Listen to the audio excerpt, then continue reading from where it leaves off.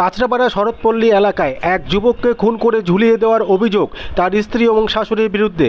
গতকাল সন্ধ্যায় তার নিজের বাড়িতে ঝুলন্ত দেহ উদ্ধার হয়। মৃতদেহের নিচে রক্তের ছাপ পাওয়া যায়। এ বিষয়ে বীজপুর থানায় অভিযোগ দায়ের করা হয়েছে বলে জানা গেছে।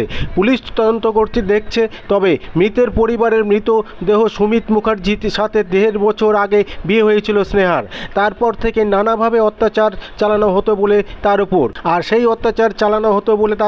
সেই অত্যাচার এবং মানসিক চাপ সহ্য করতে না পেরে সে আত্মহত্যা করেছে বা পরোক্ষে তাকে মানসিকভাবে খুন করা হয়েছে বলে অভিযোগ পরিবারের। আপনারা দেখছেন নিউজ নদিয়া এক্সপ্রেস। চ্যানেলটিকে সাবস্ক্রাইব, লাইক, শেয়ার এবং ফেসবুক পেজটি ফলো করুন আর দেখতে থাকুন নিউজ নদিয়া এক্সপ্রেস।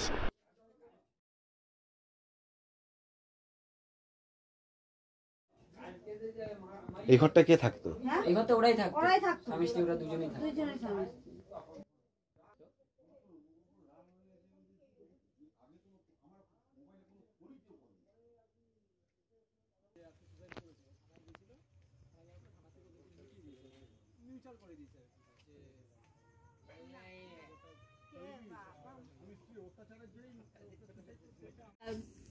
যখন এসে তখন ওখানে দেখি রক্ত পড়ে। বাড়ির কোথায় ছিল রক্তটা? যেখানে ফাঁসি দিয়েছে ওর নিচে পড়া ছিল। করতো ওর বাবা মা আর বৌমা। দীর্ঘদিন কিছু হইলেই মাকে ফোন করতো, বাবা চলে আসতো, এসে যাতা ভাষা বলতো, নোংরা ভাষায় গালাগালি করতো। হ্যাঁ, কিন্তু আমরা কখনো চাইনি অশান্তি হোক, সবসময় মিটমাট করে দিতাম। যা হয়ে গেছে, সংসার করতে গেলে তো হয়েই থাকে মানুষের। কিন্তু সেটা ওর বাবা মা কোনোদিন মেনে নিতে পারতো না। ওর বাবা মার ইচ্ছে ছিল ওর মেয়েকে অন্য জায়গায় বিয়ে দেবে। কেন হতো? আমার ছেলের ইনকাম কম, কিন্তু ওনার মেয়ে তো দেখেই এসেছে, আমার ছেলের ইনকাম কম। কিভাবে তাকে পাওয়া গেল? তাকে ভালোবাসা করেছে, পাশাপাশি এই পাড়ার এই পারে বাড়ি, সামনের দিকে বুঝলেন? আর দূরে তো বাড়ি নয়, মাঠের এপার আর ওপার। ভালোবাসা করে বিয়ে করেছে, আমরা মেনেও নিয়েছি। আপনি শুনুন, তারপরে কালকে যেরকম চরম অশান্তি হয়েছে, হওয়ার পরে আমরা থানায় এসেছিলাম। আমরা এসে দিচ্ছি, ওরা মা মেয়ে 3 জনের থানায় রয়েছে। তারপর আমার ছেলেকে ঢুকিয়ে নিলে বারিন্দায়, আমাদের সব বের করে দিল। আমরা গাছতলায় বসেছিলাম। তারপরে স্যার বাইরে এসে আমাকে জিজ্ঞাসা করলো, আপনি কি চান? আমি চাই ওদের মিল হোক, অশান্তি আমরা চাই না। যাওয়ার তো হয়েই গেছে। হ্যাঁ, তারপরে যাক, আমার ছেলে ওখানে পায়ে ধরে ক্ষমাও ছিল। আমার মূল অভিযোগ, আমার ছেলে গেছে, ওদের ফাঁসি হোক। আমি তো ছেলে পাবো না, ওদের শাস্তি হোক। আমার মতন যেন মায়ের বুক কারো খালি না হয়, আমি ওদের ছাড়বো না। হ্যাঁ, ওরাই মেরে ঝুলিয়ে দিয়েছে। ওরা বলতো ওরা বাবা মা মেয়ে 3 জনা, ওরা আর কেউ নেই ফ্যামিলিতে। পুলিশে জানিয়েছেন বিষয়টা? হ্যাঁ, অবশ্যই জানিয়েছি, কমপ্লেন করেছি, দরখাস্ত জমা দিয়েছি, বসিয়ে রেখেছে, দেখি কি করে। আপনি সেই সময় কোথায় ছিলেন? ঘটনা কখন ঘটলো? আমি তো কাজে গেছি স্যার, আমি কি বলছি, আমি তো কাজে যাই, আমি লোকের বাড়ি কাজ করে খাই। এসে তো আমরা দেখছি এই পরিস্থিতি। রক্ত ছিল সেই সময়? হ্যাঁ, রক্ত ছিল। আমি তখন ওই মুহূর্তে ওর কাছে যেতে পারিনি। রক্ত দেখেছেন আপনি? রক্ত তো কালকে অব্দি ছিল ঘরে, মনে এখনো পড়ে আছে আমার ঘরে। তো হতে পারে কালকে মেরেছে ওরা 3 জনা। কি বলছি আমি? বাড়িতে এসে মেরেছে। বাবা মা মেয়ে 3 জনাই মিলে আমার ছেলেকে মেরেছে, মেরে এসব ফাটিয়ে দিয়েছে। আপনার নামটা কি? মাধবী মুখার্জি। কালকে যা আমি ঘটনা শুনলাম যে ওর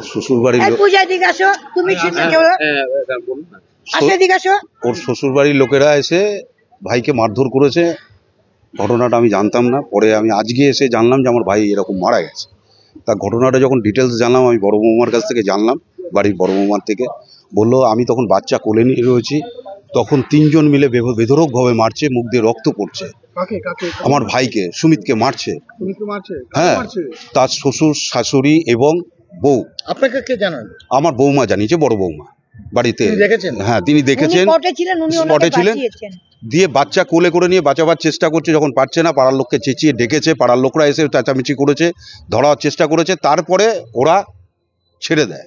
পরবর্তী স্টেপে শুনি যে আমার ভাইকে থানায় ডাকা হয়, ওরাই এসে কেস করে ভাইয়ের এগেনস্টে। তারপরে আবার মাইমা টাইমা ভাই টাইরা এসে মিটমাট করে যায় ব্যাপারটা। ভাইও ক্ষমা চেয়ে যায়, বললো যে যাই হোক আমার ভুল হয়ে গেছে বা ইয়ে হয়ে গেছে। কিন্তু আজকে দুপুরবেলাও বাড়িতে ঠিকঠাক মোটামুটি ছিল। ও বাড়িতে বাপের বাড়ি চলে যায় মেয়েটি। আজকে পুনরায় দুপুরবেলায় এসে আবার ওদের সঙ্গে কি ঝগড়া হয় না কি হয়, দিয়ে আবার বাড়ি চলে যায় মেয়েটি। শুনলাম সন্ধ্যেবেলায় এসে মেয়েটাই ডেকেছে, দরজা চারিদিক দিয়ে জানলা দরজা বাড়াচ্ছে, ভাই খবর নিচ্ছে, ভাইয়ের কোনো আওয়াজ পাচ্ছে না। তখন ও পেছন দিক দিয়ে জানলার পেছন দিক দিয়ে গিয়ে খুলে দেখে যে আমার ভাই বলে ঝুলন্ত অবস্থায় রয়েছে।